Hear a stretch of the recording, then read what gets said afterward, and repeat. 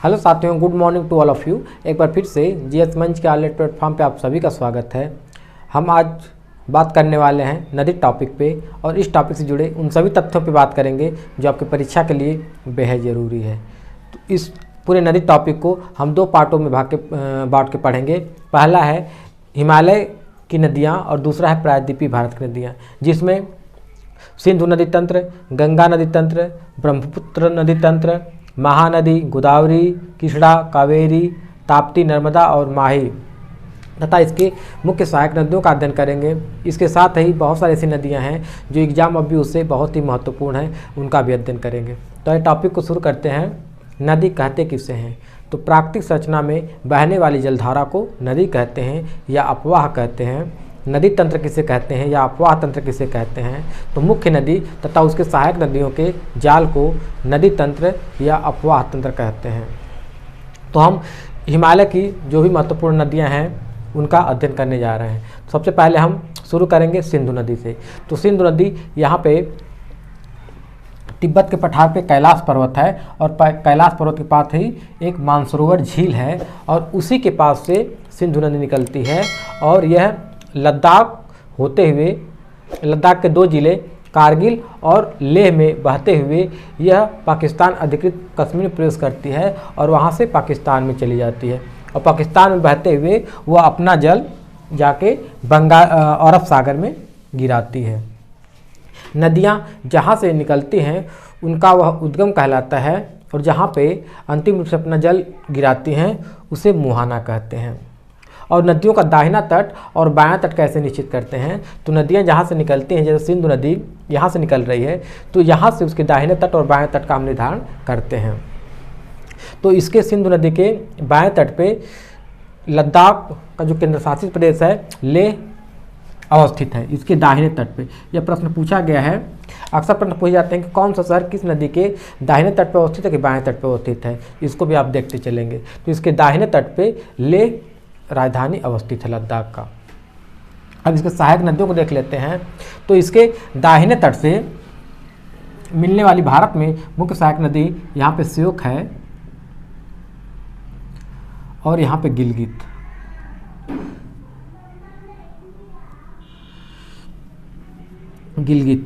श्योक की एक सहायक नदी है नुब्रा, जो नुब्रा घाटी में बहती है। तो यह दो मुख्य सहायक नदियाँ हैं जो सिंधु नदी के दाहिने तट से मिलती हैं और भारतीय नदी हैं। इसके साथ ही सिंधु नदी की सहायक नदियों में पाकिस्तान की तीन प्रमुख नदियां हैं, काबुल, कुर्रम और गोमल। ये तीन नदियां हैं जो पाकिस्तान में बहते हुए सिंधु नदी में मिलती हैं। अब इसके बाएं तट से मिलने वाली सहायक नदियों को देखेंगे, जिसमें झेलम, चिनाव, रावी, ब्यास और यह सतलज है। यह है सतलज। इसके क्रम को भी आप देखेंगे कि इनका क्रम क्या है। उसी तरह जो झेलम, चिनाव, रावी, ब्यास, सतलज हैं, इनके क्रम को भी देखेंगे उत्तर दक्षिण में इनका क्रम क्या, क्योंकि इनसे प्रश्न पूछा गया है। तो यदि ऐसे सहायक नदियों को आप एक साथ पढ़ते हैं, जैसे झेलम, चिनाव, रावी, ब्यास, सतलम, झेलम, चिनाव, रावी, ब्यास, सतलम, तो ऐसी सहायता से आपके दिमाग में बैठ जाएगा। अब इनके हम उद्गम को देख लेते हैं कि कहाँ से ये निकलती हैं। तो जो झेलम नदी है यह बैरीनाग के पास शेषनाग झील से निकलती है। हो सकता है कि लिखावट थोड़ा छोटी हो, जिससे कुछ कम स्पष्ट हो, तो आप उसको सुनते हुए ध्यान से सुनिएगा और नोट करते हुए चलिएगा। तो जो झेलम नदी है यह बैरीनाग के पास शेषनाग झील से निकलती है और यह आगे बढ़ते हुए पाकिस्तान में आ जाती है और आके यह चिनाव नदी में झंग नामक स्थान पे, चिनाव पाकिस्तान में झंग नामक स्थान है, वहाँ पे आके चिनाव नदी में मिल जाती है। चिनाव नदी का जो उद्गम है यहाँ पे हिमाचल प्रदेश का बाड़ालाचला दर्रा है।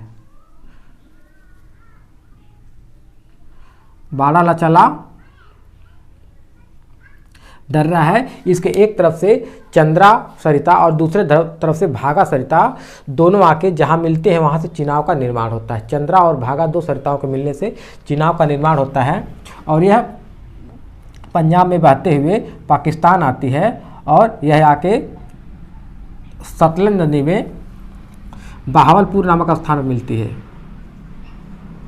पाकिस्तान का बहावलपुर स्थान है, वहाँ पे आके है सतलज नदी में मिल जाती है। और यहाँ पे हम ध्यान देंगे कि जो झेलम नदी है इसी के किनारे श्रीनगर अवस्थित है। झेलम नदी के किनारे ही श्रीनगर अवस्थित है और झेलम नदी बूलर झील में प्रवेश करती है और फिर बूलर झील से निकल के आगे बढ़ती है। तो बूलर झील किस नदी पे अवस्थित है? तो यह है झेलम नदी पे और इसी नदी किनारे श्रीनगर शहर अवस्थित है। तीसरी नदी है रावी नदी।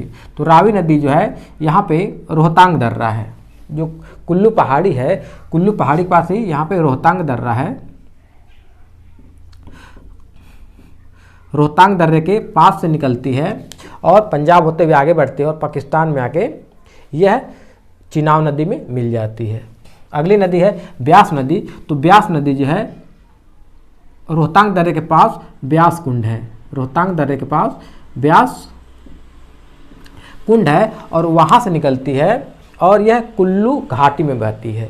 तो कुल्लू घाटी में बहने वाली सिंधु की सहायक नदी कौन सी है? तो ब्यास नदी है। ब्यास नदी जो है कुल्लू घाटी में बहने वाली नदी है और वह आके सतलज में हरिके नामक स्थान पर मिल जाती है।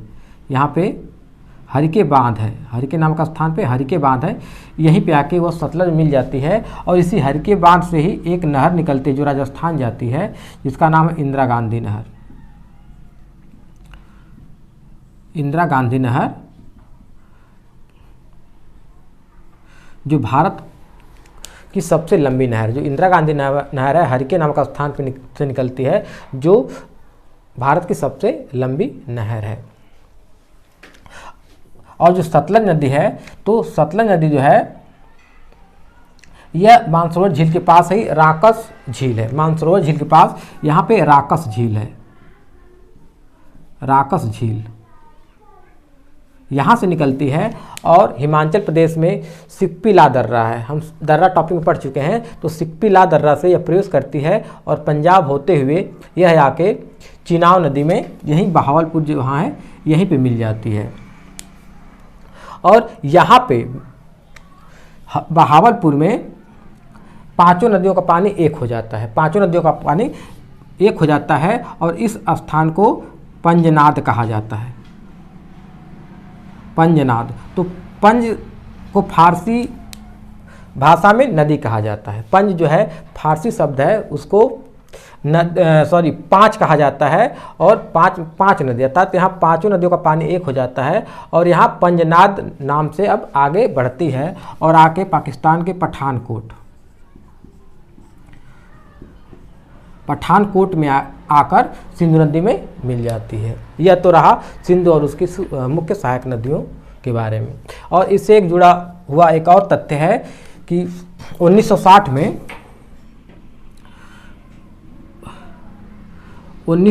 में सिंधु जल समझौता हुआ। 1960 में सिंधु जल समझौता हुआ। तो इसमें क्या था कि सिंधु और उसकी सहायक नदियों का जो जल है तो कितना प्रतिशत उसका उपयोग भारत करेगा और कितना प्रतिशत उपयोग उसका पाकिस्तान करेगा। तो इस समझौते के तहत दो तथ्य सामने आए कि जो ऊपर की तीन नदियां हैं सिंधु झेलम चिनाव, जो ऊपर की तीन नदियां हैं सिंधु झेलम चिनाव, जो तीन नदियां हैं उनके 80% जल का उपयोग जो करेगा पाकिस्तान करेगा और 20% जल का उपयोग भारत करेगा।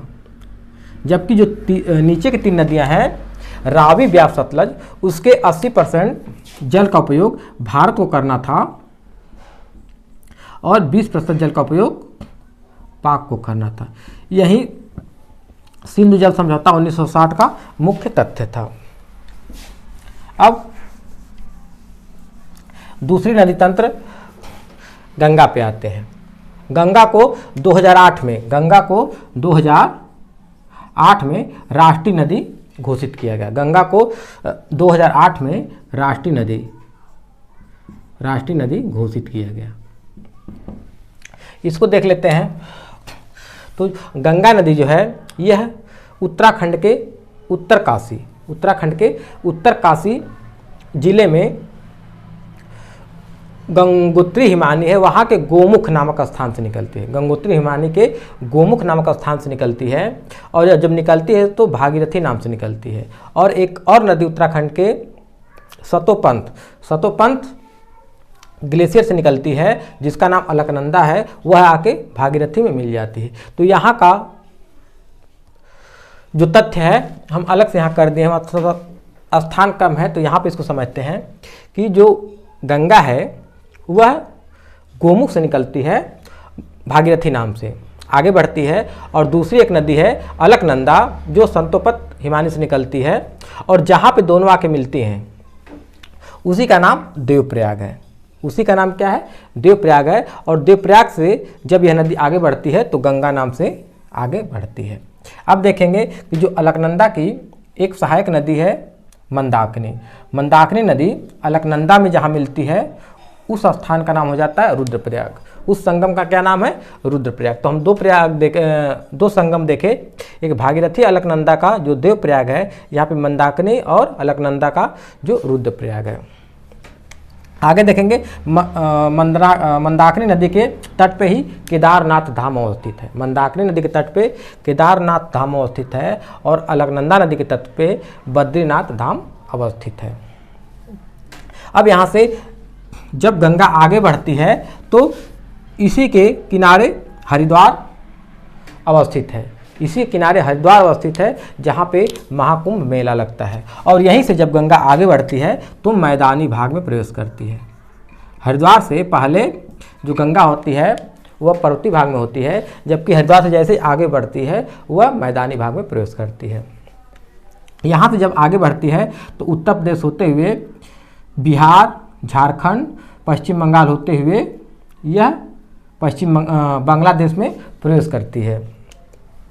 और यहाँ पे पश्चिम बंगाल में यह दो पार्टों में विभाजित हो जाती है। पहला पार्ट जो है हुगली कहलाता है, यहाँ पे हुगली है, जो पहला पार्ट है हुगली है, और दूसरा पार्ट जो बांग्लादेश में प्रवेश कर जाता है उसका नाम भागीरथी है। तो हुगली नदी पश्चिम बंगाल में बहते हुए यह बंगाल की खाड़ी में डेल्टा बनाती है, जबकि जो भागीरथी है वह बांग्लादेश में प्रवेश कर जाती है और जाके ब्रह्मपुत्र से मिल जाती है। तो यहाँ का जो तथ्य है उसको हम अलग से देखेंगे। थोड़ा सा ब्रह्मपुत्र को भी पढ़ लेते हैं, तो सहायक को पढ़ लेते हैं, फिर हम यहाँ की चीज़ों को अलग से देख लेंगे। अब गंगा के सहायक नदियों को देखते हैं तो इसके बाएं तट से मिलने वाली जो प्रमुख नदियां हैं उनको देखेंगे। तो ये है पहला गोमती, दूसरा यहाँ पे घाघरा, तीसरा गंडक,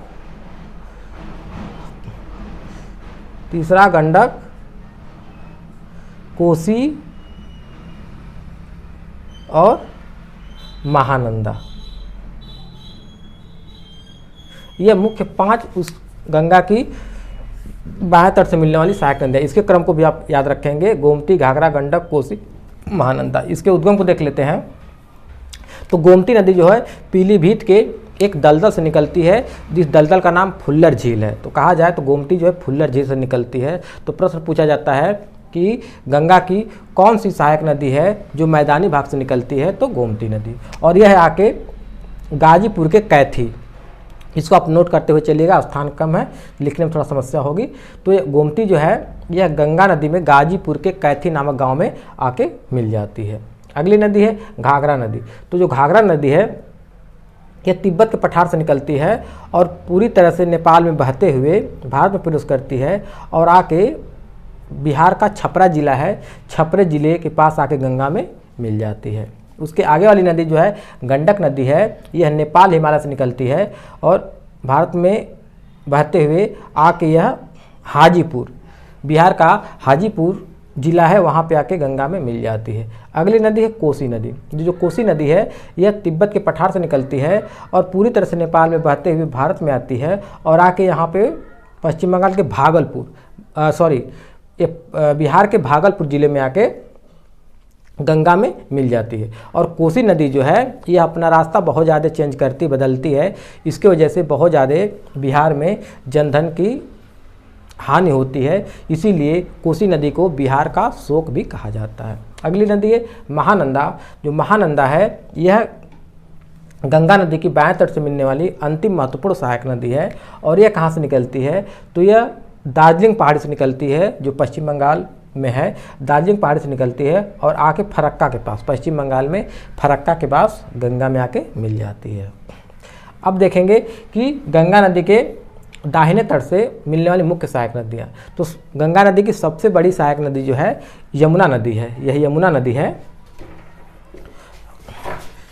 यह यमुना नदी जो गंगा की मुख्य सहायक नदी है। यह कहाँ से निकलती है, तो उत्तराखंड के टिहरी गढ़वाल, उत्तराखंड के टिहरी गढ़वाल जिले से निकलती है और यमुनोत्री हिमानी, यमुनोत्री हिमानी से इसका उद्गम होता है। और यह आगे बढ़ते हुए आके प्रयागराज में यह गंगा से संगम बनाती है, मिल जाती है। और यहाँ पे भी महाकुंभ लगता है। तो हम यमुना नदी के सहायक नदियों को देखेंगे, तो यहाँ पे इसके बाएं तट से एक नदी आके मिलती है हिंडन नदी। हिंडन नदी के किनारे ही गाजियाबाद शहर अवस्थित है। और हिंडन नदी जो है यमुना में दिल्ली से थोड़ा सा पहले आके मिल जाती है। अब इसके दाहिने तरफ से मिलने वाली सहायक नदियों को देखेंगे, तो यहाँ पे चंबल, सिंध, बेतवा और केन। इसके क्रम को भी आप ध्यान देंगे कि यमुना नदी में मिलने वाली सहायक नदियों का क्रम क्या है, चंबल, सिंध, बेतवा, केन, चंबल, सिंध, बेतवा, केन। तो चंबल नदी जो है और सिंध नदी, बेतवा नदी, ये जो तीनों नदियां हैं यहाँ पे विंध्याचल पर्वत है, यहीं से निकलती हैं। तो विंध्याचल श्रेणी से ही चंबल, सिंध, बेतवा नदी निकलती है। तो चंबल जो है यह जाके इटावा जिला में जाके यमुना से मिल जाती है। इसकी एक सहायक नदी है क्षिप्रा। ये क्षिप्रा जो सहायक नदी है, इसी नदी के तट पे उज्जैन शहर अवस्थित है। इसी नदी के तट पे उज्जैन शहर अवस्थित है, जहाँ पे महाकुंभ मेला लगता है। तो हम 3 महाकुंभ वाले स्थान को देख लिए। एक उज्जैन जो क्षिप्रा नदी किनारे है, दूसरा यहाँ गंगा यमुना का जो संगम है सरस्वती का, ये गंगा यमुना सरस्वती का जो संगम है प्रयागराज में, और तीसरा हम देखें हरिद्वार जो गंगा नदी के तट पे। आगे जो सिंध नदी है यह भी विंध्याचल श्रेणी से निकलती है। अगली नदी बेतवा नदी है, तो बेतवा नदी भी विंध्याचल श्रेणी से निकलती है और जाके यह हमीरपुर जिला में, कहाँ पे, हमीरपुर जिला में जाके यमुना से मिल जाती है। अगली नदी है केन नदी। तो केन नदी जो है यहाँ पे कैमूर पहाड़ी है, वहाँ से निकलती है और जाके यह बांदा जिला में यमुना से मिल जाती है। अगली जो गंगा की सहायक नदी है यह है सोन नदी। यह कौन सी नदी है, सोन नदी है। तो सोन नदी मध्य प्रदेश के अमरकंटक पहाड़ी से निकलती है और यह जाके पटना के पास गंगा में मिल जाती है। यहाँ पे एक प्रश्न पूछा जाता है कि सोन नदी और यमुना नदी के बीच में जल विभाजक का काम कौन करता है, तो यह कैमूर पहाड़ी, जो कैमूर पहाड़ी है यह सोन नदी और यमुना नदी के बीच जल विभाजक का काम करती है। आगे यहाँ हम देखे थे जो हुगली नदी है, हुगली की एक सहायक नदी है दामोदर नदी। हुगली की एक सहायक नदी दामोदर नदी, यह यहाँ पे छोटा नागपुर का पठार है, तो छोटा नागपुर के पठार से निकलती है और जाके यह हुगली में मिल जाती है। और यह भारत की सबसे अधिक प्रदूषित नदी है। दामोदर नदी जो है भारत की सबसे प्रदूषित नदी है और इसे जैविक प्रदूषित नदी भी कहा जाता है। अब यह तो हो गया गंगा का नदी तंत्र। अब हम आगे देखेंगे ब्रह्मपुत्र नदी तंत्र। तो जो ब्रह्मपुत्र नदी है वह भी जो है यह मानसरोवर झील के पास से निकलती है और तिब्बत में बहते हुए अरुणाचल प्रदेश के पास वह भारत में प्रवेश करती है और यहाँ पे यांगयाप दर्रा है। तो ब्रह्मपुत्र नदी जो है भारत में यांगयाप दर्रे से होकर प्रवेश करती है और अरुणाचल प्रदेश प्रवेश करती है और अरुणाचल प्रदेश से होते हुए असम में जाती है और असम से वह सीधे बांग्लादेश में आ जाती है। जो ब्रह्मपुत्र नदी है वह भारत के अरुणाचल प्रदेश और असम 2 राज्यों में बहते हुए बांग्लादेश में आके गंगा में मिल जाती है। अब हम देखेंगे कि इसी ब्रह्मपुत्र नदी पे ही यहाँ पे असम है, तो असम में जो ब्रह्मपुत्र नदी है एक द्वीप का निर्माण करती है जिसका नाम है माजुली द्वीप। जो यह द्वीप है यह माजुली द्वीप है। असम में जो ब्रह्मपुत्र नदी है 2 भागों में बढ़ जाती है और फिर आगे जाके वह मिल जाती है। इस प्रकार यहाँ पे एक द्वीप का निर्माण होता है जिसका नाम है माजुली द्वीप, जो विश्व का सबसे बड़ा नदी द्वीप है। जो माजुली द्वीप है असम में अवस्थित है, ब्रह्मपुत्र नदी पे है और विश्व का सबसे बड़ा नदी द्वीप है। अब इसके सहायक नदियों को देख लेते हैं। इससे पहले इसके नामों को देख लेते हैं। तो ब्रह्मपुत्र को तिब्बत में सांगपो कहा जाता है। ब्रह्मपुत्र को कहाँ? तिब्बत में। तिब्बत में सांगपो कहा जाता है। और जब यह अरुणाचल प्रदेश प्रवेश करती है, अरुणाचल प्रदेश में इसका नाम दिहांग होता है। दिहांग, अरुणाचल प्रदेश में इसका नाम दिहांग हो जाता है। और असम में जब प्रवेश करती है तो असम में इसका नाम क्या हो जाता है? ब्रह्मपुत्र हो जाता है। असम में इसका नाम ब्रह्मपुत्र हो जाता है। और जैसे ये बांग्लादेश में प्रवेश करती है तो बांग्लादेश में प्रवेश करती है तो इसका नाम जमुना हो जाता है। जमुना कहाँ हो जाता है? बांग्लादेश में। बांग्लादेश में जब ब्रह्मपुत्र नदी प्रवेश करती है तो उसका नाम जमुना हो जाता है। अब इसके सहायक नदियों को देख लेते हैं। तो ब्रह्मपुत्र में दाहिने तरफ से मिलने वाली जो सहायक नदियां हैं तो वह है दिबांग, लोहित, मानस और यहाँ पे जो ग्रीन वाले तीस्ता है। तो दिबांग, लोहित और मानस ये तीनों जो हैं तिब्बत हिमालय से निकलती हैं।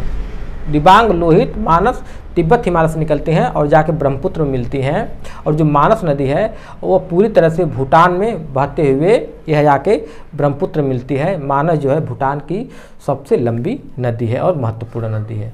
जो तीस्ता नदी है, तीस्ता नदी दार्जिलिंग पहाड़ी से निकलती है और यह पश्चिम बंगाल में बहते हुए आके बांग्लादेश में ब्रह्मपुत्र में मिल जाती है। और इसी मानस नदी के किनारे ही मानस जीव अभ्यारण्य अवस्थित है। अब इसके बाएं तरफ से मिलने वाली नदी जो है, एक नदी यहाँ पे है धमसीरी। यहाँ पे है धमसीरी नदी जो है यह नागालैंड की पहाड़ी से निकलती है, जाके ब्रह्मपुत्र मिल जाती है। और यहाँ पे एक नदी है बराक नदी। जो बराक नदी है यह मणिपुर पहाड़ी से निकलती है और मणिपुर, मिजोरम होते हुए, असम होते हुए जाके बांग्लादेश में ब्रह्मपुत्र नदी में मिल जाती है। अब यहाँ की जो अवस्थिति है इसको हम थोड़ा ध्यान से देखेंगे क्योंकि यहाँ से प्रश्न बनते हैं कि कब गंगा को क्या कहा जाता है और जमुना को क्या कहा जाता है। तो जब गंगा पश्चिम बंगाल में आती है तो 2 पार्टों में बढ़ जाती है। एक उसका पार्ट हो जाता है हुगली और दूसरा पार्ट जो होता है भागीरथी। तो हुगली जो है बांग्लादेश में ही बहते हुए बंगाल की खाड़ी में मिल जाती है, जबकि गंगा का दूसरा जो पार्ट है भागीरथी नाम से आगे बढ़ती है। और जैसे यह बांग्लादेश में प्रवेश करती है तो उसका नाम पद्मा हो जाता है। गंगा 2 पार्ट में डिवाइड होती थी, हुगली और दूसरा भागीरथी। तो जो भागीरथी नदी जैसे ही बांग्लादेश में प्रवेश करती है उसका नाम क्या हो जाता है? पद्मा हो जाता है। और इधर से ब्रह्मपुत्र जैसे ही बांग्लादेश में प्रवेश करती है उसका नाम जमुना हो जाता है। और जमुना और पद्मा जब दोनों मिलती हैं तो यह मेघना नाम से जल अपना बंगाल के खाड़ी में गिराती हैं। और यह दोनों मिलके इधर हुगली का किनारा भी मिलके बहुत बड़े डेल्टा का निर्माण करती हैं जिसका नाम है सुंदरबन डेल्टा। जिसका नाम क्या है? सुंदरबन डेल्टा। तो सुंदरबन डेल्टा क्यों नाम है? क्योंकि यहाँ पे सुंदरी नाम के वृक्ष पाए जाते हैं, इसी के नाम से सुंदरबन डेल्टा इसका नाम पड़ा है। और ये विश्व का सबसे बड़ा डेल्टा है। डेल्टा अक्सर त्रिभुजाकार होते हैं। तो डेल्टा किसे कहते हैं? जब नदियाँ का अंत होने वाला था, जहाँ पे मिलने वाली होती हैं, तो जो उनका अवसाद या कचरा होता है तो उन नदियों की गति वहाँ पे धीमी हो जाती है। इसके वजह से उनका अवसाद जो कचरा होता है वहाँ पे जमा होने लगता है और उस दलदली क्षेत्र को ही डेल्टा कहा जाता है। यह तो रहा ब्रह्मपुत्र नदी तंत्र के बारे में। अब हम पढ़ेंगे प्रायद्वीपीय भारत की नदियाँ। इससे पहले हम देख लेंगे कि जो हिमालय की नदियाँ थीं, इसमें कुछ नदियों को पूर्ववर्ती नदी कहा जाता है। तो पूर्ववर्ती नदी और अनुवर्ती नदी से क्या तात्पर्य है? तो पूर्ववर्ती नदी उसे कहते हैं जिसका बहाव हिमालय नदी के निर्माण से पहले से होता रहा है, उसे पूर्ववर्ती नदी कहते हैं। और उत्तरवर्ती नदी किसे कहते हैं? जो हिमालय के निर्माण का अनुसरण करते हुए बह रहे हैं, उन्हें अनुवर्ती नदी कहते हैं। तो पूर्ववर्ती नदी में 3 नदियां हैं, एक है सतलज, सिंधु और ब्रह्मपुत्र। सतलज, सिंधु और ब्रह्मपुत्र। सतलज, सिंधु और ब्रह्मपुत्र, ये जो 3 नदियां हैं, इन्हें हिमालय का पूर्ववर्ती नदी कहा जाता है। इससे प्रश्न बनते हैं, इसको आप ध्यान देंगे। अब हम पढ़ेंगे प्रायद्वीपीय भारत की नदियाँ। इसमें भी हम 2 पार्ट करके पढ़ेंगे, एक है अरब सागर में गिरने वाली नदियाँ और दूसरी है बंगाल की खाड़ी में गिरने वाली नदियाँ। तो हम बंगाल की खाड़ी में गिरने वाली नदियों को देखते हैं अभी। तो यहाँ पे है महानदी, गोदावरी, कृष्णा, पेन्नार, कावेरी और यहाँ पे वैगई। इसी क्रम को भी हम देखेंगे कि महानदी, गोदावरी, कृष्णा, पेन्नार, कावेरी, वैगई जो है उत्तर से दक्षिण की तरफ बंगाल की खाड़ी में गिरने वाली नदियाँ हैं। एक एक करके हम देखते हैं कि जो महानदी है यह छत्तीसगढ़ के रायपुर जिले के सिहावा, कहाँ से निकलती है? सिहावा नामक स्थान से निकलती है। और इसकी मुख्य सहायक नदियों को देखेंगे तो यह है मंड, दूब, तेल, जोंक। ये 4 जो मुख्य सहायक नदियां हैं, मंड, दूब, तेल और जोंक, महानदी की मुख्य सहायक नदियां हैं। अगली नदी को हम देखते हैं गोदावरी नदी। तो जो गोदावरी नदी है यह दक्षिण भारत की सबसे लंबी नदी है। जो गोदावरी नदी है दक्षिण भारत की सबसे लंबी नदी है, इसीलिए इसको बूढ़ी गंगा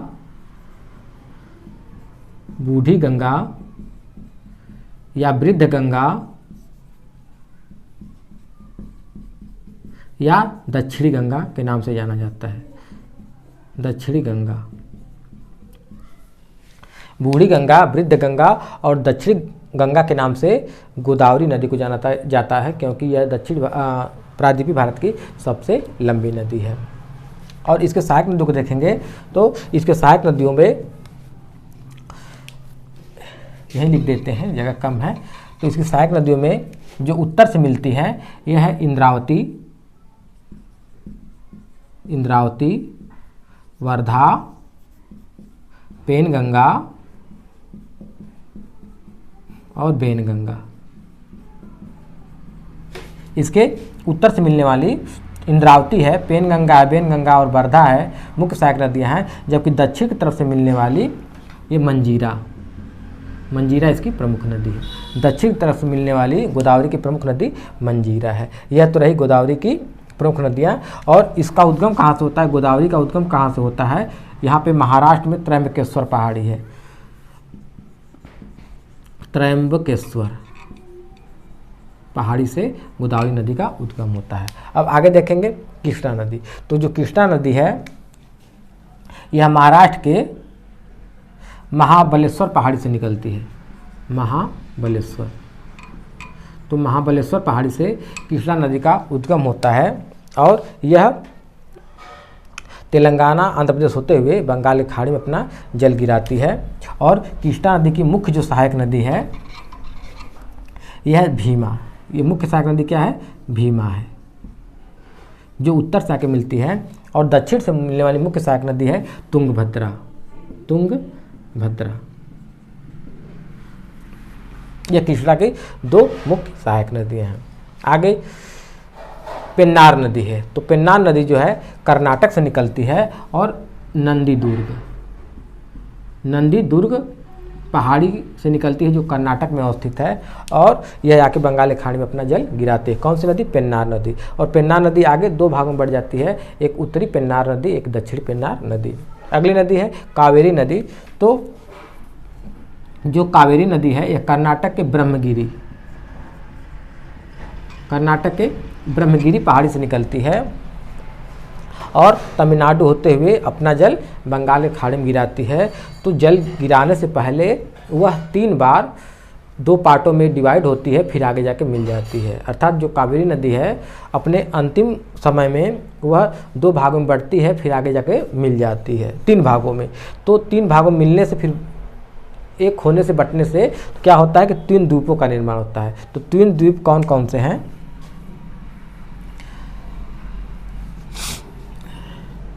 एक श्रीरंगम, दूसरा है श्रीरंगपट्टनम, तीसरा है शिव समुद्रम। यह 3 द्वीपों का निर्माण कावेरी नदी करती है और शिव समुद्रम नाम का जलप्रपात भी कावेरी नदी पे अवस्थित है। अगली नदी है वैगई नदी। तो वैगई नदी जो है तमिलनाडु के मदुरै से निकलती है और जाके यहाँ पे पाक की खाड़ी है। यहाँ पे कौन सी खाड़ी है? पाक की खाड़ी में अपना जल गिराती है। यह तो रही प्रमुख रूप से बंगाली खाड़ी में गिरने वाली नदियाँ। यहाँ पे जो कावेरी नदी है इसे दक्षिण भारत की गंगा कहा जाता है। दक्षिण भारत की गंगा।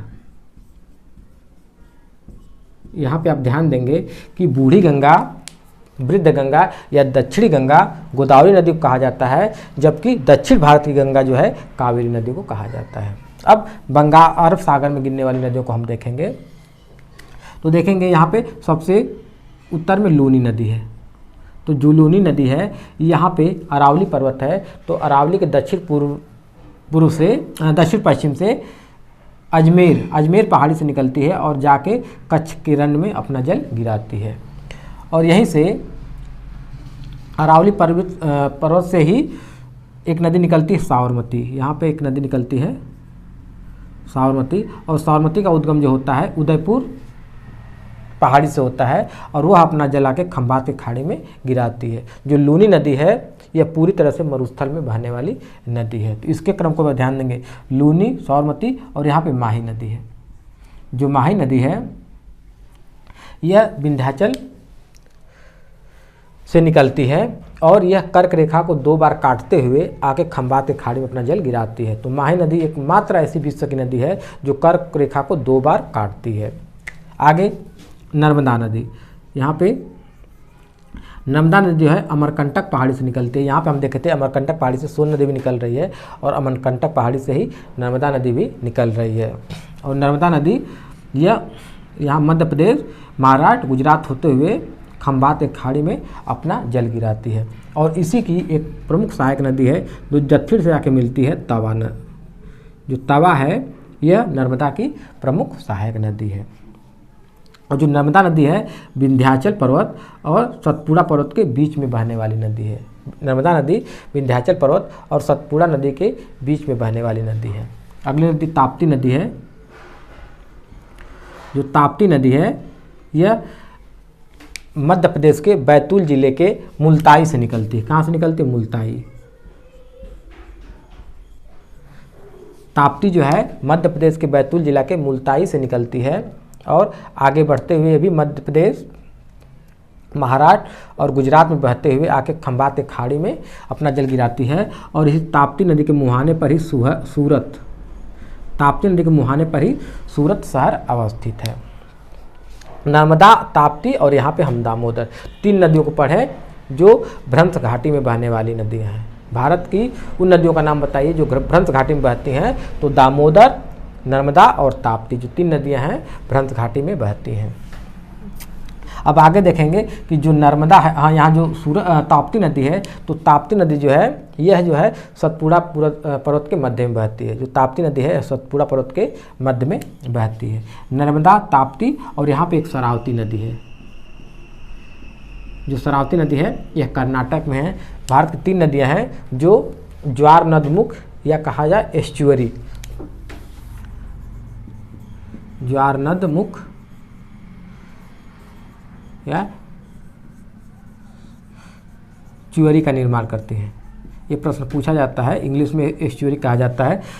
तो भारत की कौन सी नदियां हैं जो ज्वार नदमुख या एस्चुरी का निर्माण करती हैं, अर्थात डेल्टा का निर्माण नहीं करती हैं? तो नर्मदा, ताप्ती और शरावती नदी। आगे यहाँ पे गोवा राज्य है। गोवा राज्य की दो महत्वपूर्ण नदियां हैं, मांडवी और जुआरी।